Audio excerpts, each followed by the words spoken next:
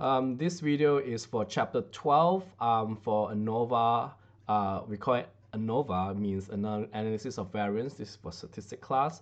12.1 we talk about one-way Anova, and 12.2 we'll talk about two-way Anova. So when we do Anova, we will do what we call as a F distribution. This is a new distribution. So you learn the Z distribution, the T distribution, the chi-square, and now we do the F distribution. So the F distribution is not a symmetric distribution and is skewed to the right. That means that all the values for the F distribution cannot be negative. So this is kind of similar to chi-square distribution that you learn in chapter 11. And but this is very special is because F distribution depends on two degrees of freedoms, two different degrees of freedoms. So that's the reason why that chi-square only need one, T needs one, but F distribution need two different degree of freedom in this case. Why we call this as a one-way ANOVA analysis of variance here is because that we're using a data that is categorized in one factor or one treatment, so that one character used to separate the sample data into different categories. So what we have here is a one factor with different categories. And that means that you have a quantitative variable, for example, test score, and you got different categories, in this case, Minnesota, Iowa, and Illinois. So that means you got three different categories and given us a test score. So the one factor here is your test score, okay, given us in the states in this case. Okay, the requirement for one-way ANOVA is the distribution has to be approximate normal. This is a loose requirement. That means that you do not need to check it. But if you do want to check it, you just need to watch out for outlier case. So, this normal distribution is only used if you have a very small sample and then it has an outlier case. Next, the populations have the same variance or same standard deviation. This is also loose requirement unless that the sample variance or the population variance or the population standard deviation has a very large difference. Then it has a problem. But we always assume that these are the two true. Okay. Next, the sample has to be simple random sample coming from quantitative data. Fourth one, it has an independent sample. That means that it's not match or not pair. And then the different samples has to be categorized in one way or one factor. So these are the requirements for a one-way ANOVA. For your hypothesis statements, your null hypothesis is mu1 equals to mu2 equals to mu3 equals to mu4. Depends on how many how many categories do we have. So last time we have Minnesota, Iowa, Illinois, we got 3. So we just need mu1 equals to mu2 equals to mu3. And then each one in this case, at least one of the mean is different from the others. So this is your null and your alternative hypothesis. And then you do your the F distribution to figure out your p-value. And the same thing as your p-value less than alpha, you reject. So when you reject, then the conclusion will say at least one of the population mean is different from the other. When you fail to reject, at least one of the mean are equal to each other. So we still use the word warrant rejection here. We just keep it very simple. Either it's sufficient or it's not sufficient. And our decision or our claim here is always testing for equality. So that is the first caution you need to watch out here is when you do a hypothesis testing here, when you write your conclusion cannot say that it's a different on the mean. So in this case, the mean is different here, so you cannot say that. You always have to say that the mean here, they are all equal. So this is something that you need to watch out when you write a conclusion in this case. So your conclusion is always equal. It means that your claim statement is always going to be in your H0, not H1. And then some students think about, if you have 3 samples, why don't we just do multiple tests? It means that we can do mu1 equals to mu2, mu2 equals to mu3, and mu1 equals to mu3. You can do that, then your significant level will be dropped. So if you use a 95% significant level to do this test, this ANOVA, one-way ANOVA test, but if you split into 3 of these, then your 95% become 85.7%. So actually your significant level will drop significantly. So that's the reason why that we do not want to do multiple tests if you want to just make it as 2 or 3 samples in this case, right? So for your R, degree of freedom. So for degree of freedoms, K is a number of categories. How many categories we have? Like just now example, we got 3 states. So K in this case is 3. N is a sample size. How big is the sample size in this case is? So number of degree of freedom is K minus 1. And then denominator degree of freedom is K times N minus 1. To find the critical value is a right tilt test.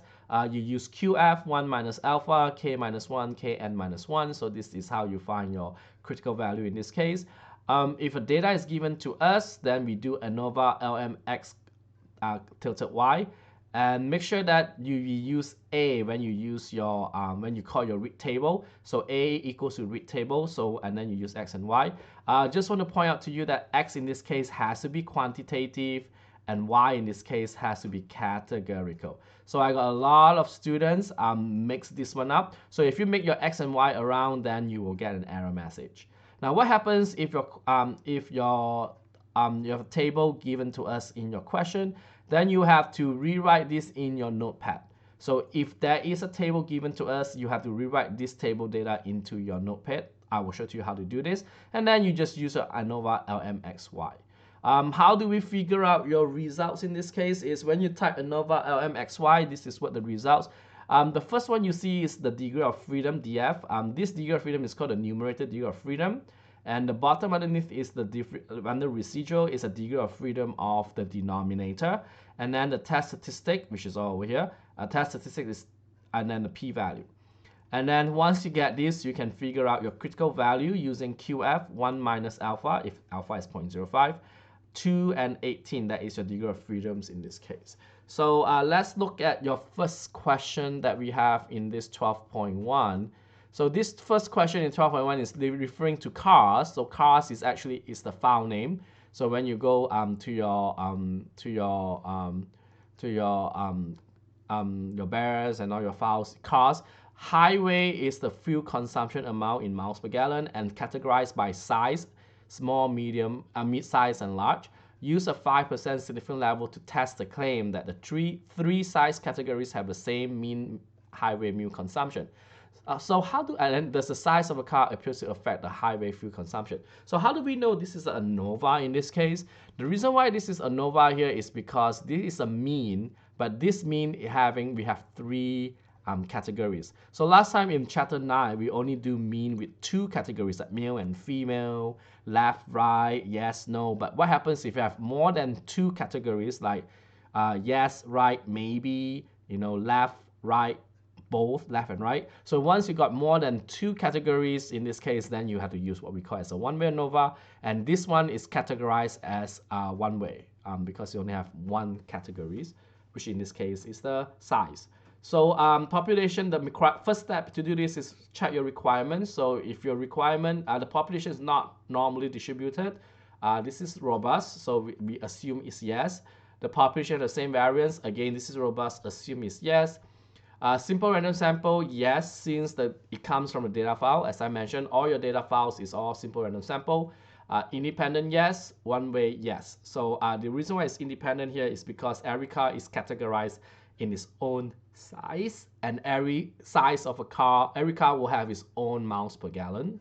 And then it's one way because it's only have 1 category, in this case size. So if you met all these requirements, then your requirement met. If you did not met this requirement, you still have to continue with all these steps, except if you do your real project or your real research in this case. Then you have to move on to what we call as chapter 13, the critical volume test. Then you will be not worried about some of these requirements. Hypothesis testings, mu, now hypothesis mu s small is equals to mu mid-size equals to mu large. And H1 in this case, an alternative is at least one of the mean is different from the others. So this is usually the same old, you don't change it. Then step 3, sampling distribution, is a F distribution. And then the step 4 in this case is a result.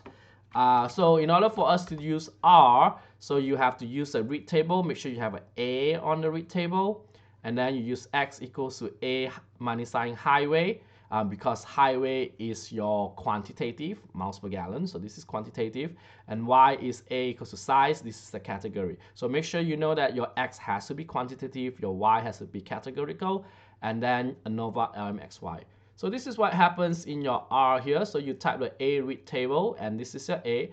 So this is the file, and then you choose a file called car, and then this is the file name for it. So we are concentrating on the size and the highway. So these are the two columns we concentrate on, and this is categorical and this is quantitative by looking at that. So X is a highway, Y equals A minus I size. Make sure you guys know, again, X has to be quantitative, Y has to be categorical. And then you do the ANOVA LM X, Y. So this is your ANOVA variance in this case. So this 2 is what we call as a degree of freedom.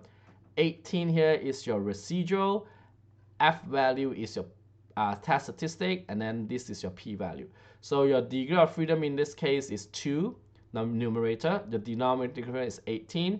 Your F value, which is your test statistic in this case, your test is 11.61, and your P value in this case is 0.00005774. And in order for us to find a critical value, you just do 1 minus alpha. Our alpha in this case is 5%. And then comma 2, which is your numerator of degree of freedom, and 18, your denominator degree of freedom. This will give us 3.55. This is your critical value in this case. And then for decision, you look at p-value and alpha. Since our p-value is less than alpha, we will reject the null hypothesis. Since you reject, so the conclusion say there is sufficient evidence to warrant rejection of the claim, that this is your claim, the 3 sides of your category have the same mean highway fuel consumption. So this is the conclusion here. And finally, we do have a question, step 7. This is your question. Do the size of the car appear to affect your highway fuel consumption? Since you are rejecting the null hypothesis, then your answer is yes. That the answer will be yes, because when you the car size appeared to be affect the highway fuel consumptions. Since every time when you reject it, your answer will be yes. If you fail to reject it, your answer will be no. So this is how we do what we call as a one-way ANOVA for question 1 in chapter 12.1.